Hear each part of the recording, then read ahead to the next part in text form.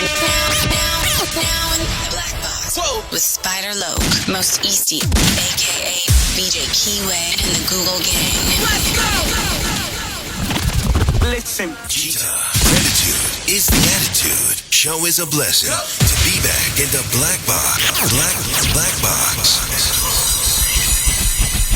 Relax, roll up as we randomly react to content in these YouTube streets. It's time for R&R.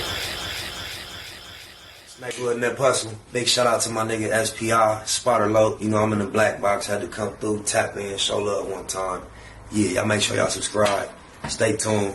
All that. The constant, continuous, consistent content creation campaign continues. And this time, we looking at the tragedy of the rapper Slick Rick. A lot of you younger folks might not be familiar with Slick Rick, but Slick Rick was a legend in the rap game early on, a pioneer, and he had a very, very unique voice. Early on in his career, Snoop Dogg did something that wasn't normally done. He rapped a whole Slick Rick song on his album. Didn't change. He may have changed a word or two, but basically, he rapped the whole rap record because he had like a smooth, silky voice like Slick Rick, and I think he was just paying homage. But people don't typically just record themselves rapping a whole song of another person, like actual vocalists who sing or do a cover or do, you have, say for instance, Tina Marie, Rick James, Fire and Desire. There are other artists that cover that song and put it out on albums. That happens in singing all the time. Even Whitney Houston and I Will Always Love You is not an original. But in hip-hop, it's not normal, but it just speaks to the legendary status of one Slick Rick. But with no further ado, let's see what Slick Rick has been up to. Hey, young world, the world is yours. The right chance. A teenage love. Me and you tonight, we're gonna make some cash. Robbing old folks and making a dash. You need to get your ass on the dance floor this minute. We bruised up, knock you out, shoot. Okay, so have you ever wondered how hip-hop's greatest storyteller ended up shooting his own cousin 4 times? I mean, with hits like La Di Da Di, Children's Story, and Mona Lisa, we all could have bet our rent money on Slick Rick staying on top forever. So here's the real question. How exactly did this legend go from being one of the most respected rappers in the game to spending some of the most important years of his life behind bars? And more importantly, how did he turn it all around? Well, let's dive in, because this might just be one of the saddest, wildest stories you've ever heard on this channel of how uncontrollable circumstances can literally turn your whole life around. Richard Martin Lloyd Here we go with this AI. I hope they on point, y'all. Walters was born on January 14th, 1965, and with both his parents originally from Jamaica, Rick was born in the southwest London area of Mitcham. But here's the thing. For Rick, life threw him a curveball right from when he was a toddler. Now, ever wondered how his iconic eye patch came to be? Well, at 18 months, baby Rick got into a fight with a girl, and let's just say it was real messy. A piece of broken glass got into his eye, and despite a bunch of unsuccessful surgeries, the incident left him permanently blind in one eye. Yikes. But instead of letting that tragedy break him, our future hip-hop legend flipped the script. After trying to cover up with Ray-Bans, Rick finally switched to the iconic eye patch we know him for today. And I mean, it was a total game changer for his swag. Anyway, in 1976, when Ricky was around 11, when I was born, damn. His family moved to the Bronx, New York, which in retrospect was the perfect landing pad for his future career. He got enrolled in LaGuardia High School of Music and Art, where he quickly clicked with Dana Dane. The duo became close and formed Ricky's very first group, the Kangol Crew. And trust me, these boys were on fire, crushing school contests, rocking local parks, and killing it at small clubs. Now listen up, because it's here that things started to get real. In 1984, Rick met Doug E. Fresh at a talent showcase, and Doug E. Fresh. Trust me when I say Doug was impressed by our boy. He immediately recruited him as a member of his Get Fresh crew, which included other heavy hitters like DJ Chills Will and Barry B. Now when you put Doug's incredible beatboxing skills and Rick's sick flows together, Dougie Fresh at the cold though, baby perm. The Morris Day. what do you get? A powerhouse, of course. Together, they birthed the legendary track, La Di Da Di, a tune that's one of the most sampled and referenced tracks in hip-hop history. But despite the immense success on the track, which gave them appearances on both Top of the Pops and Soul Train, Rick decided to fly solo. And in hindsight, we can say this is where all the drama began. In 1986, things got serious for Slick Rick when he inked a deal with the leading hip-hop label at the time, Def Jam Records. But hold up, cause it wasn't all champagne and gold chains right out the gate. For his solo debut, The Great Adventures of Slick Rick, our boy felt like he wasn't really feeling how Def Jam was handling the production. Busta been around, but this is later on in life. Busta been around since he was one of the Dr. Seuss hats with the leaders of the new school. Of the whole thing. And what happens when an artist as iconic as Slick Rick, feeling totally boxed by the label's direction, starts losing interest in what he's creating? He starts pulling back his creative reign, of course. It wasn't until Hank Shockley, a member of Bomb Squad, stepped in that Slick Rick finally finished the album. But thank goodness he did cause that album. It was pure gold, with hits like Mona Lisa, Children's Story, and Teenage Love. The record rocked the charts, hitting. Yeah, he was different, bro. It's been a while since we had something so unique and special and culturally adaptive. Everybody can get with Slick Rick. The tough, the cool, the old, the young. He was a real overall entertaining guy. The #1 spot on Billboard's R&B hip-hop chart. Now with him finally reaching all that success, you'd think it was only going to get better, right? Nope. Unfortunately, nothing ever goes as planned in Hollywood. And for Slick Rick, well, you're about to find out. But before we spill the juiciest tea about how Rick ended up in that crazy incident with his own cousin, let's rewind to another scandal that set the hip-hop world buzzing. The notorious beef between Slick Rick and Big Daddy Kane. Now picture this. Two big titans, both dripping with swagger and lyrical prowess, duking it out over who gets to hit the stage first. Crazy, right? But here's the thing. It all didn't start on that particular day, and a whole lot was going on. So they was battling and beefing over going first versus being the headliner. I remember it was a time where if you was too low nigga on stage, the audience done been dwindled down and the crowd is gone. But there's also the reverse of that. If you go too early, ain't nobody really got there yet. Before they ever stepped on stage together. Apparently, Rick said something Kane didn't like in an interview. According to Kane, Rick was talking about rappers he felt he was better than. And when he was asked about Kane, this is what he had to say. And you know how it is, Kane wasn't about to let himself be stepped on like that. So when the two of them ended up touring together, Kane insisted he got paid more and that he performed after Rick, basically demanding that. Okay, they was saying they wanted to be the headliner. I thought they was fighting to go first. His status be recognized on stage. And oh, you better believe Slick Rick wasn't about to let someone trample over his turf without a fight. The whole thing grew so heated that it almost led to a bloodshed. Okay, so let's get to the main scandal of the day. How did Rick end up shooting his own cousin? Well, buckle up, cause this one's straight out of a crime thriller. Now, after his album, The Great Adventures of Slick Rick, our guy was winning. Looking swaggy, wearing the most expensive gold chains, and literally just screaming money. And that for sure doesn't come without a certain type of attention. So at this point, Rick decided it's best to start carrying a gun, just in case something goes wrong. So his mama, Veronica, thought, hey, since you're so scared something might go wrong, why don't you hire your cousin, Mark Plummer, as your bodyguard? Mark Plummer, original Plummer.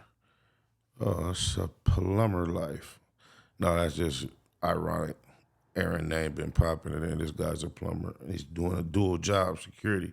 Let me tell you, big mistake. If Rick was scared something was going to put him in danger before, it sure did after he hired his cousin. After Mark arrived in New York from Jamaica, it didn't seem like he was really interested in being someone's bodyguard. Instead, Mark seemed to be more interested in easy money and drug connections. And of course, when someone wants easy money but doesn't want to work, they start making problems, of course. Mark started complaining that Rick wasn't paying him enough. And Rick, fed up of it all but being the generous guy that he is, decided to fire Mark but also give him a severance package of $2,000. That seems fair, right? And That was probably a little change back there. you'd think, yup, that's definitely the end of it all. But unfortunately, the story had just begun. After getting That watch was cold. He just had a... fired, all hell broke loose. Mark went rogue. He started busting Rick's properties, trying to take as much of anything as he could find.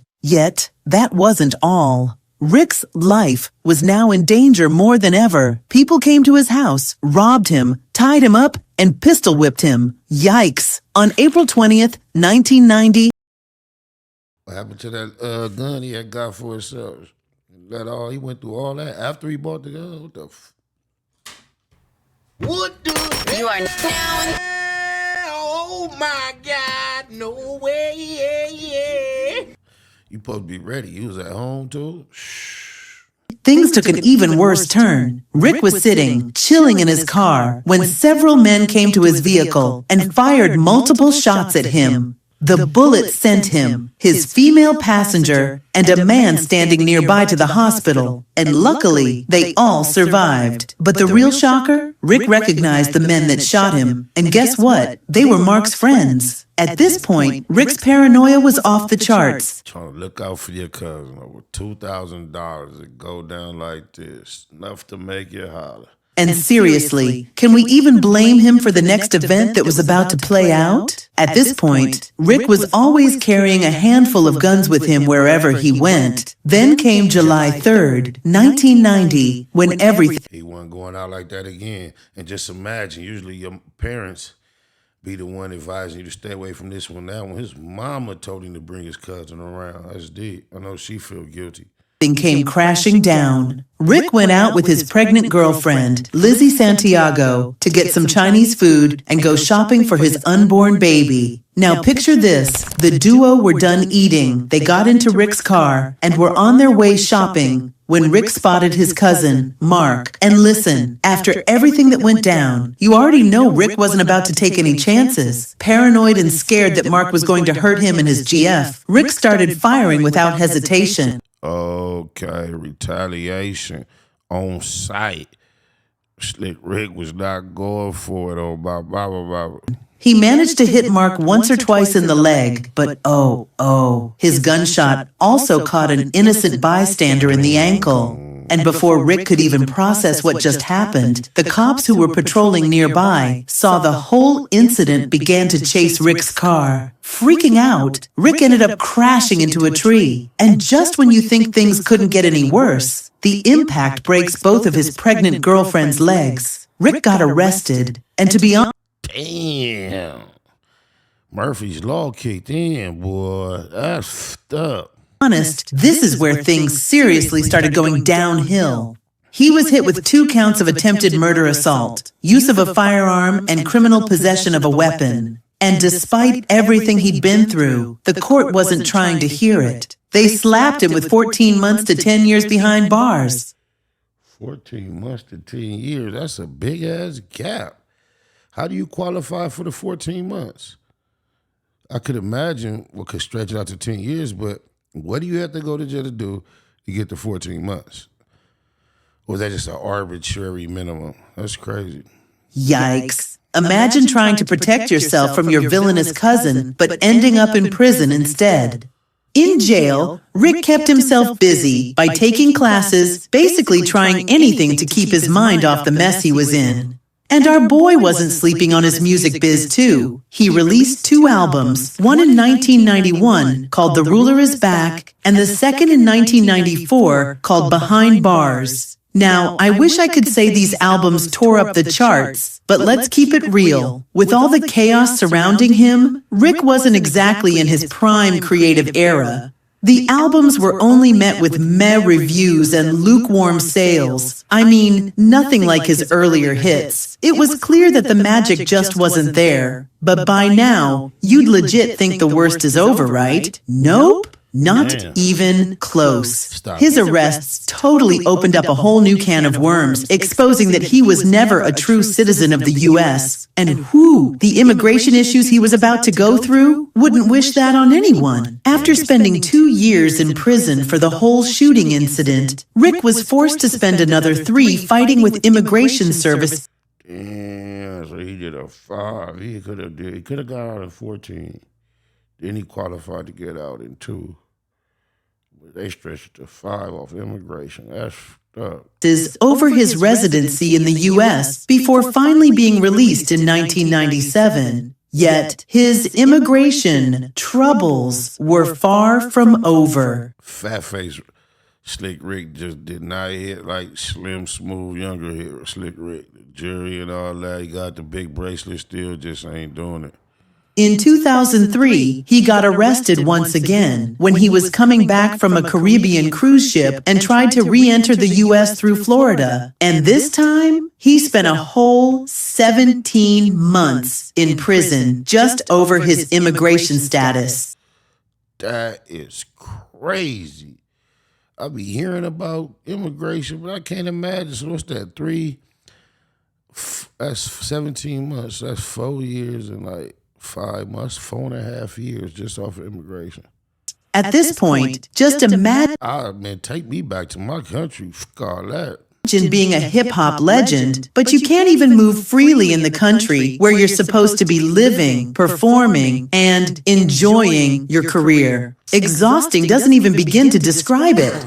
Finally, in 2008, the universe threw Slick Rick a bone. He was granted a full and unconditional pardon on his attempted murder charges. But let's be real, the damage was done. Years of legal drama and prison time had dragged his career down, keeping him from reaching his full potential. And for a man who could have gone down as one of the biggest names in hip-hop history, that's a tragedy in itself. But after all that chaos, where... Seeing the jury used to, like when we was kids, all the big jury used to make a different impact on us as an audience.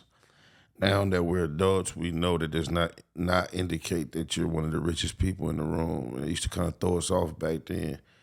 I could imagine maybe if he was having the right people in his ear, he would have toned down the jury game a little bit. This is not the 90s no more, Slick. Where is Slick Rick today? Did he disappear into hip-hop history? Or is he still out here living his best life? Well, let me tell you, our man is thriving. First things first, he's happily married to his longtime girlfriend, Mandy Aragones. And before you even think about asking, wait, what about Lizzie, the pregnant girlfriend he got into that car accident with? Let's just say the chapter did not have a fairy tale ending. Looks like things just didn't work out with Lizzie, and Rick moved on. Oops! But that aside, let's get to the good part. Slick Rick is out here winning. No, he's not exactly chasing mainstream hits again, or trying to relive his... But Slick Rick could go do like a Vegas residency or something like that. He could always eat. Because he's an entertainer like that a generation is always going to be able to resonate with. People my age are always going to appreciate Slick Rick doing them hits in person. I don't care if he's sitting in a chair like the big dude that be on stage on the couch with the oxygen tank. Still, he throw them chains on, that eye patch. That's Slick Rick. It's because it takes you back. It's nostalgia. It's going to take you back to wherever you was, the time frame. You're going to enjoy it like you did back then. I've been to a Dog Pound. I went to a Dog Pound concert. It was some years ago now at the Key Club. And I expected when I went there, because I really went to support an opening act. And I stayed for the show. And I was expecting at that time, I'm like, damn, the Dog Pound, that motherfucker packed out.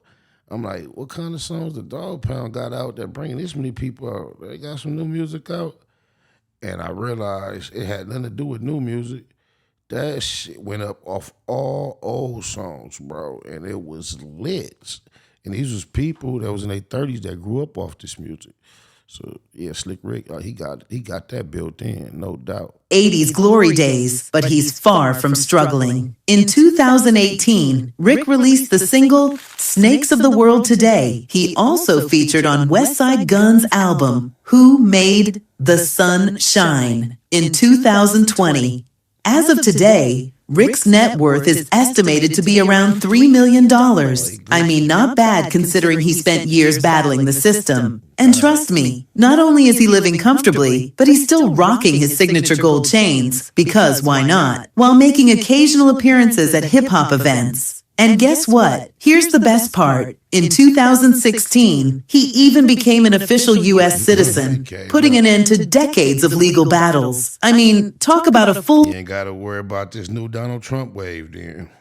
circle moment. So there you have it, the wild, unpredictable, and downright movie-worthy story of how a man who had all the talent, all the charisma, kept getting hit with one setback after another, yet somehow still came out shining. So whether you love him for his crazy storytelling skills, his iconic swag, or simply because he survived one of the messiest journeys in rap history, one thing's for sure, Slick Rick will always be the ruler. And hey, let's be real, what's a great story without a little chaos anyway?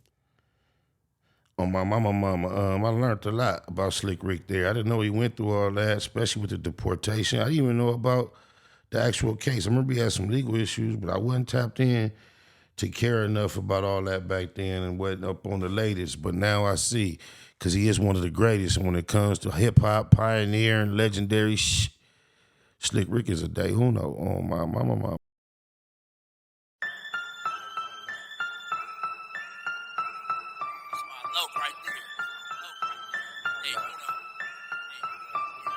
That's my day uno. Only me and him in his two-door Benz. That's my bro. We don't call each other friends, day uno. Even ride with me to the end. Even let me have the last shot at him.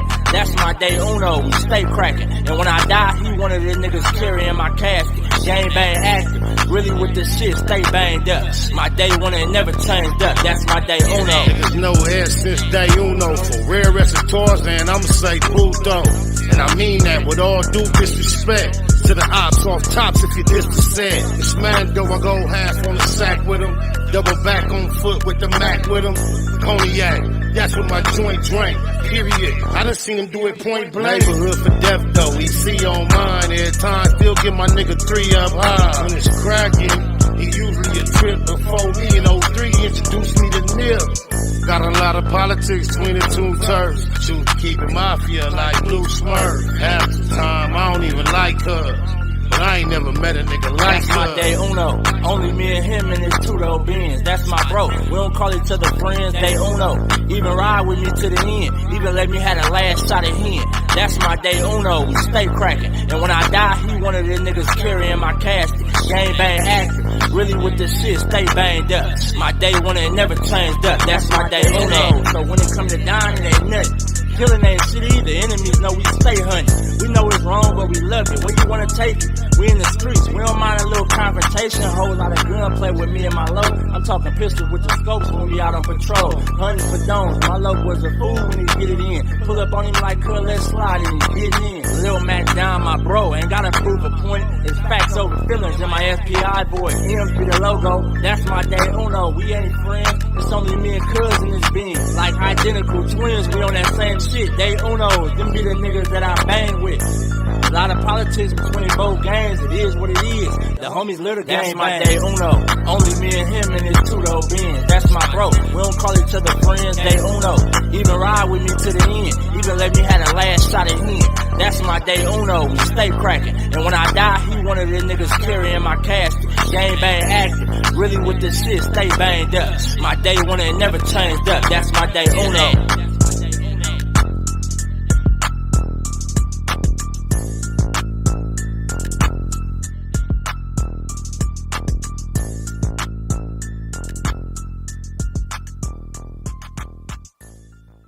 Neighborhood Nip Hustle. Big shout out to my nigga SPI, Spotter Low. You know I'm in the black box, had to come through, tap in, show love one time. Yeah, y'all make sure y'all subscribe. Stay tuned, all that. It's the homie cook-up boss, goddammit, Cub Low. And y'all tuning in to the Wake and Bake Show with goddammit the homeboy Spider Low. Here with SPI, the realest nigga in LA. Spider this bitch! My nigga is Spider Low.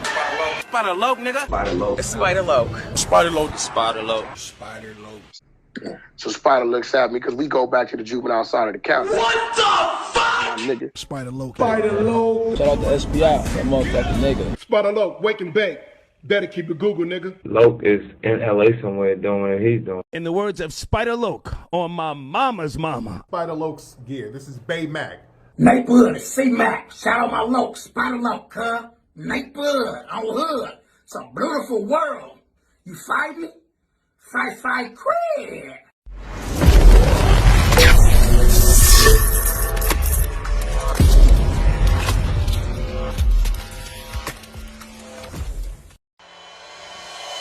Point blank, through no subliminal dissing. When I listen, I can tell you never been on no mission. Sticking to the script, don't care if I offend you. Neighborhood crib, the marathon I overlook my competition, never seeing them. I done trained my mind that I'm going. You could tell by how I walk, talk, I'm a boss. A east side millionaire, homie, what you thought? My life is a movie. They can't get close to me. They mad cause they can't be. I'm everything that they wanna be, yeah. You are now in the Black Box. Whoa. With Spider Loke, Most Easty, aka BJ Keyway, and the Google Gang. Let's go!